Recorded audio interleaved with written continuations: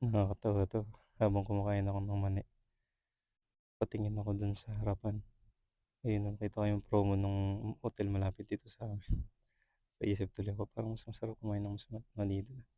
Ayun tinanong ko nga si wifey kakalabas niya lang sa mall, "Kain tayo mani." Dun, joke lang. Ayun, pauwi na kami.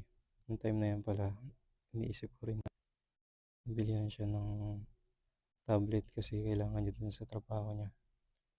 Pero yun nga mas kailangan namin yung cellphone. Kasi gaya nitong ginagamit ko nagloloko na talaga. Pero yun nga, nag-decide ako na ano, na i-surprise siya. Mahanap lang ako ng tamang timing. Yan, pauwi na pala kami niyan kasi pupunta daw yung lola ko sa'min. Hmm, yung biro ko pa picture. Yan, uwi na kami. Bili lang kami ng ulam niyan ta's yun na, uwi na. Yan, share lang.